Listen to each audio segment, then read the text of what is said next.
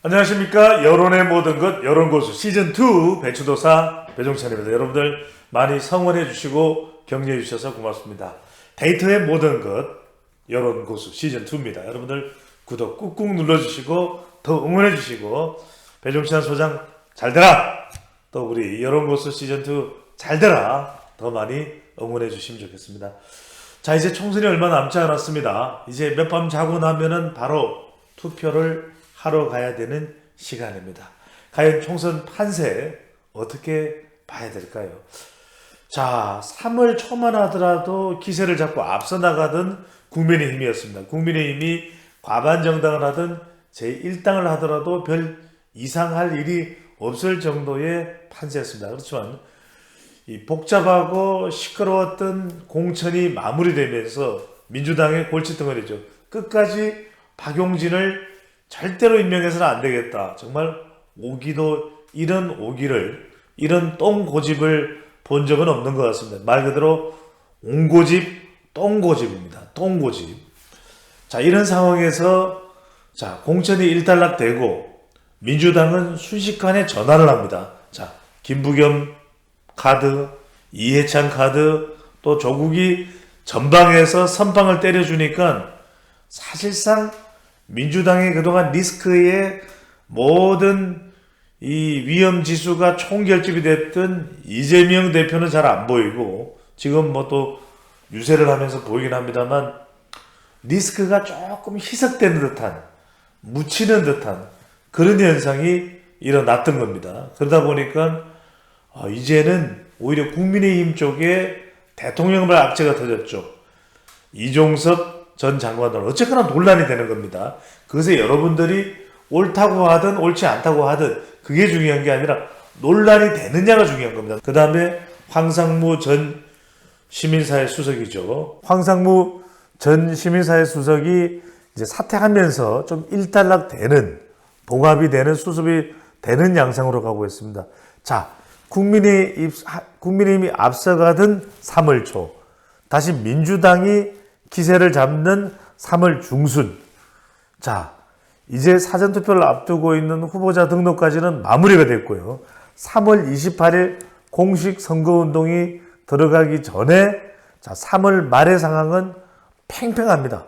민주당이 좀 앞서가던 이 기세를 국민의힘이 어떻게든 추격을 해서 따라잡으려고 하는 정말 초접전 전쟁 대결이 펼쳐지고 있는 것이 바로 지금 현재 상황입니다. 민주당이 좀 앞서가긴 했지만 다시 한 번 더 전열을 재정비해서 치고 나가고 있는 것이 지금 국민의힘의 상황으로 분석이 됩니다. 그런 이유 중에 하나가, 자, 다들 국민의힘의 위기다라고 했던 것이 한국갤럽 조사 기준으로 2주 전만 하더라도 국민의힘의 서울 지지율이 45%였습니다. 이 45%가 지난번 조사에서는 30%로 15%나 달아났던 거예요. 여기 이제 의대 정원 분석을 해드렸죠. 빅5 병원이 다 서울에 있다. 이것도 서울 민심에 영향을 주었던 것으로 풀이됩니다. 그러다 보니까 서울에서 45였던 것이 30까지 푹 꺼졌던 이 지지율이 다시 이번 조사에서는 지난 19일부터 21일까지 조사입니다. 다시 39%로 올라갔습니다. 자, 민주당은 26%였던 민주당의 지지율이 지난번 조사에서는 32%였는데 이번에 다시 26%로 내려갔어요.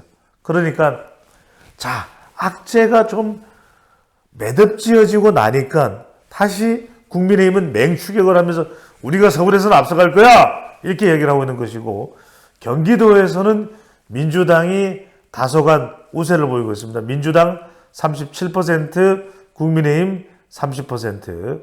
자, 부산, 울산, 경남은 민주당이 23, 국민의힘이 43입니다. 그러니까 낙동강 벨트가 좀 흔들리긴 했지만 그럼에도 불구하고 다시 재정비를 하면서 국민의힘이 치고 나가는 결과로 나타나고 있습니다. 자, 이제 중요한 게 뭐냐면 바로 이 의대 정원 문제를 어떻게 해결하느냐가 중요합니다. 국민의힘이 다시 치고 올라가는 데 있어서 자, 맞부닥트린 바로 과제가, 걸림돌이, 장벽이 의대 정원입니다. 자, 정부가 의대 정원을 발표를 했기 때문에 이걸 바꿀 수는 없어요. 다만 지금 서울대 의사들도 연세대학교 의사들도 지금 양대산맥이죠. 연세대학교, 서울대학교, 서울대학교, 연세대학교. 자, 25일 날 우리 방송을 보시는 시점이면 이 결과가 나올 거예요. 자, 사직서를 내버리겠다. 우리 전공의들을 다 법적으로 처리한다는데 우리 사직서 내버리겠다. 여기에 좀 결단이 필요한 것 같아요. 과연 어떻게 이 의대 정원 숫자는 지금 발표를 했기 때문에 바꿀 수는 없습니다. 하지만 2026년도, 2027년도, 2028년도는 달라질 수가 있겠죠. 자, 이 부분을 어떻게 조율하느냐. 지금 윤석열 대통령의 이 소통으로는 쉽지 않을 것 같아요. 이때 나서야 될 사람이 동훈, 한동훈이다. 한동훈이 어떻게 하느냐. 한동훈이 또 어떻게 이것을 의대 정원 문제를 풀 수 있는 소통의 지혜를, 전략을, 능력을 발휘하느냐. 이 부분이 무엇보다도 중요할 것으로 보입니다. 자, 이번 선거는 국민의힘의 선거는 한동훈의 것입니다.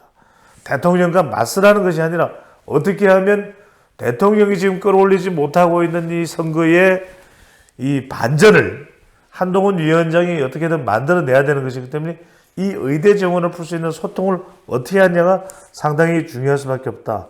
왜냐하면은 지금 물가, 경제 이 부분은 잘 풀어지지가 않아요. 왜냐하면 자영업 부분도 꺼졌던 게 다시 겨우 올라왔습니다. 국민의힘으로.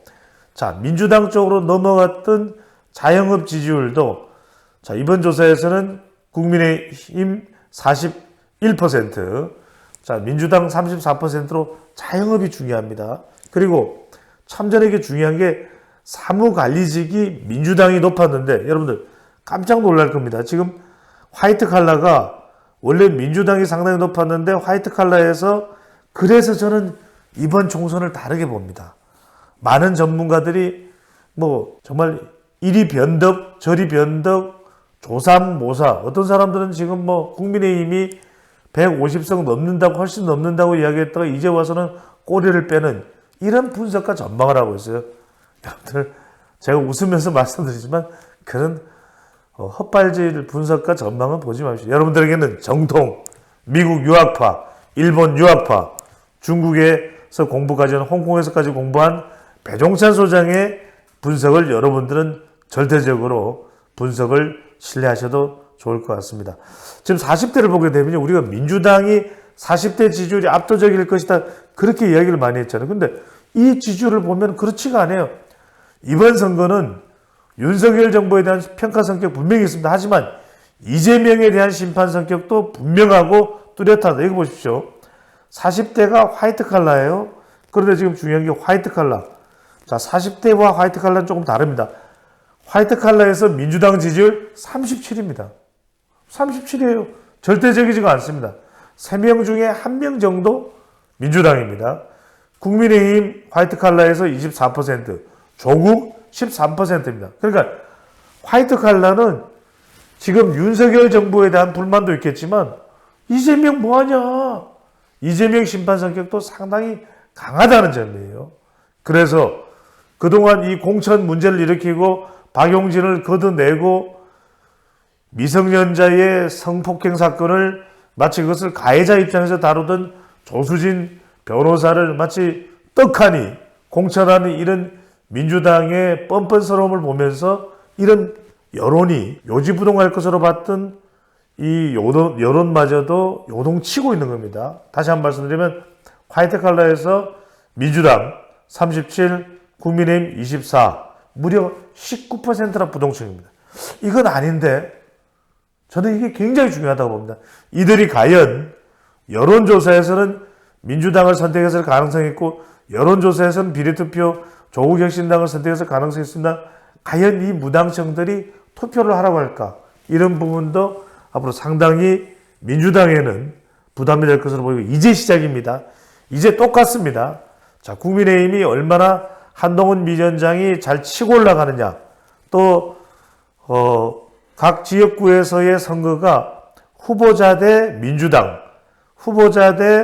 민주당 현역 의원이나 또 후보자와의 대결이 아닌 한동훈 대 민주당 후보자의 대결이 되는 순간 판세는 전혀 다른 방향으로 갈 수도 있을 것으로 전망됩니다.